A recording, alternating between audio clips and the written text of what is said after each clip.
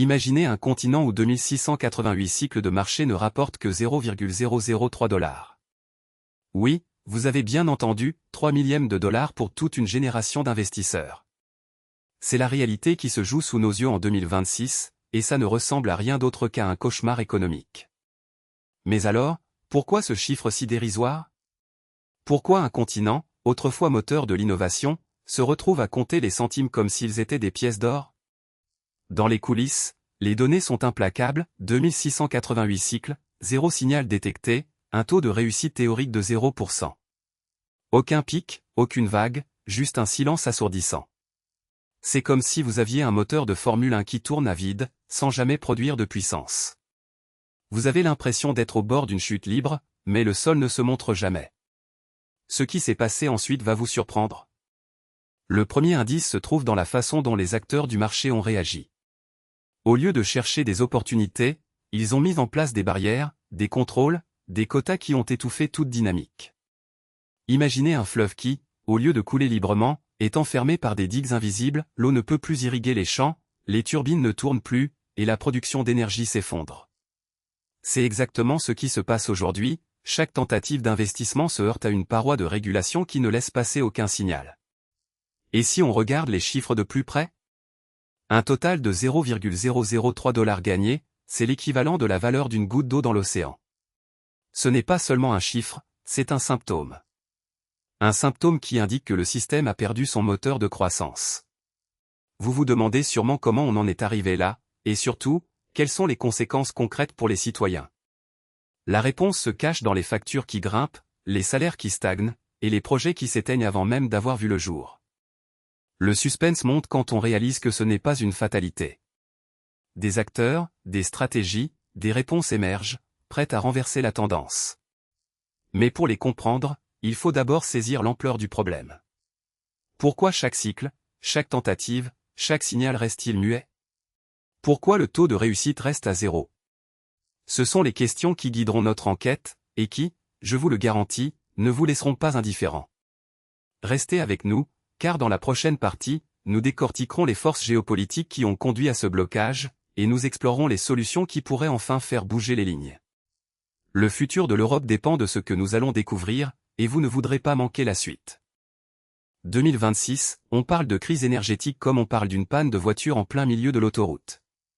Le compteur tourne à plein régime, les réserves s'amenuisent, les factures explosent.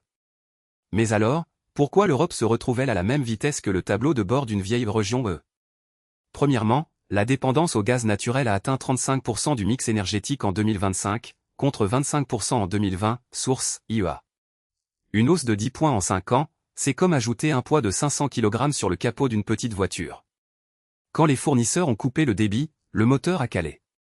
En hiver dernier, la consommation a grimpé de 12% en quelques semaines, alors que les stocks étaient déjà à 18% de la capacité totale. Le résultat, des coupures d'électricité qui ont touché plus de 7% des foyers pendant 3 jours consécutifs. Ensuite, les énergies renouvelables, pourtant la solution miracle, n'ont pas encore compensé le manque. En 2025, le solaire représente 22% du total, l'éolien 18%, Eurostat. Imaginez un panier de fruits où les pommes représentent le solaire et les poires l'éolien, on a beaucoup de pommes, mais pas assez de poires pour équilibrer le goût. Le problème, c'est que la production solaire a chuté de 15% à cause d'une série de nuages persistants, et les parcs éoliens ont été freinés par des restrictions de vent pour protéger la faune. Les prix du kilowattheure ont bondi de 45% entre janvier et juin 2026. Une hausse qui fait grimper la facture moyenne à 34 centimes d'euros par kilowattheure, soit 120 € de plus par an pour un ménage moyen. Le choc sur le portefeuille a déclenché des protestations, des grèves, et même des délits de vol d'énergie. Le gouvernement a réagi en lançant un plan d'urgence, subvention de 5% pour les foyers les plus vulnérables, et un appel à l'investissement dans le stockage par batterie. Ce qui s'est passé ensuite va vous surprendre. En juillet, un consortium privé a mis en service une batterie de 2 GWh capable de couvrir 15% de la demande nocturne. C'est l'équivalent de 2 centrales à charbon en veille. Cette prouesse technique a permis de réduire les coupures de 30% en moins d'un mois. Mais la vraie surprise, c'est que le même consortium a signé un accord avec un acteur du gaz pour convertir les anciennes installations en hub d'hydrogène vert. En d'autres termes, la vieille voiture qui calait devient une voiture hybride, prête à rouler sur 2 carburants. Alors, la crise énergétique est-elle résolue? Pas du tout. Le défi reste de transformer ces solutions ponctuelles en une infrastructure durable. La prochaine section va explorer comment la géopolitique influence ces choix, et pourquoi les alliances stratégiques deviennent le nouveau carburant de l'Europe. La vague migratoire qui s'est intensifiée depuis 2024 ne ressemble plus à un simple flux saisonnier.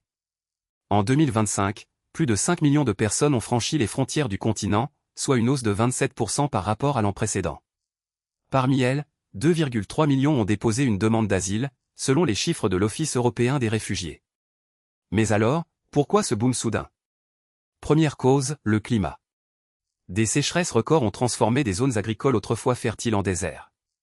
Imaginez un champ qui se dessèche sous vos pieds, les habitants n'ont plus rien à cultiver, plus aucune raison de rester. Deuxième moteur, les conflits persistants. Des zones de tension ont vu leur population déplacée à l'échelle de plusieurs centaines de milliers, créant un effet domino qui dépasse les frontières. Les points d'entrée les plus saturés affichent des files d'attente de plus de 48 heures, avec des camps improvisés qui débordent.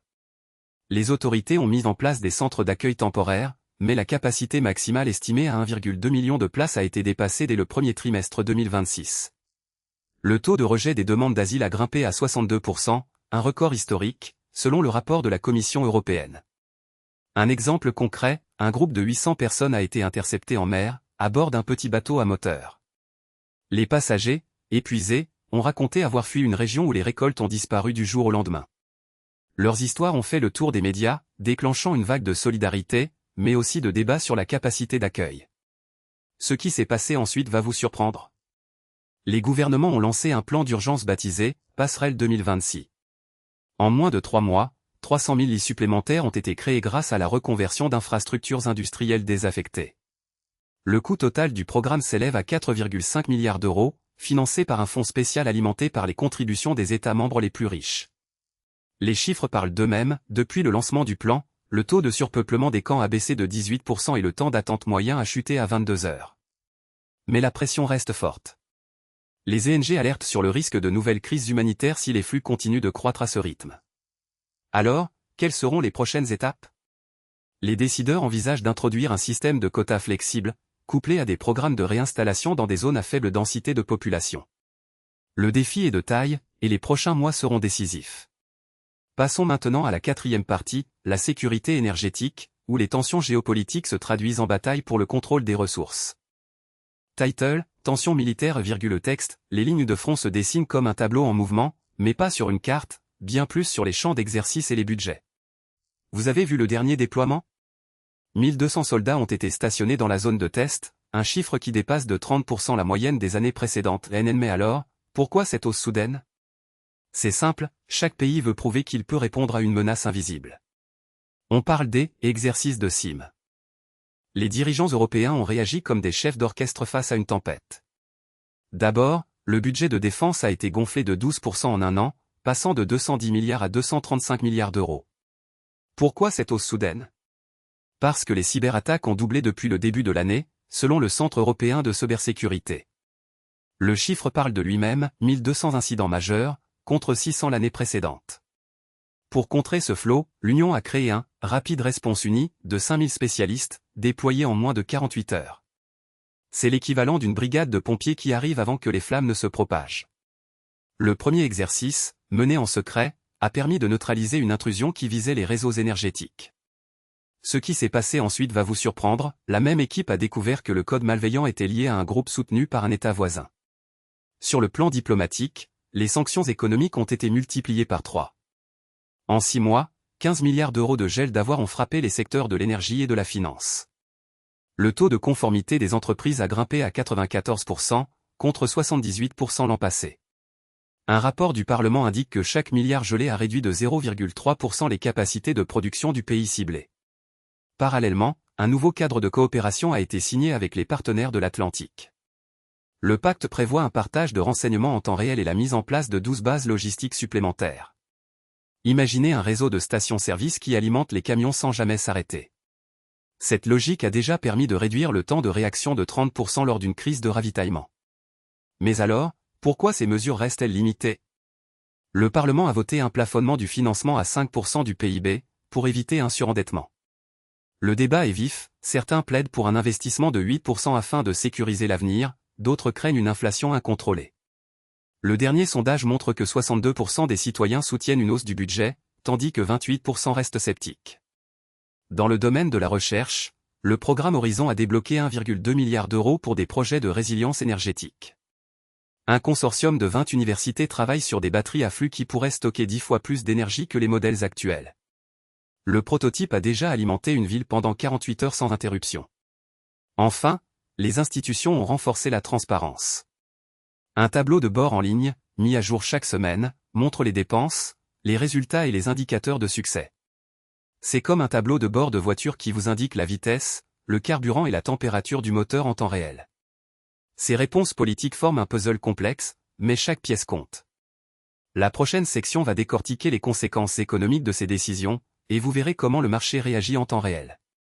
Restez avec nous, le tableau complet se dessine. Voilà, on a fait le tour de la crise géopolitique qui secoue l'Europe en 2026. On a décortiqué les enjeux, on a vu les réponses, et maintenant il faut se demander, où en est réellement la situation?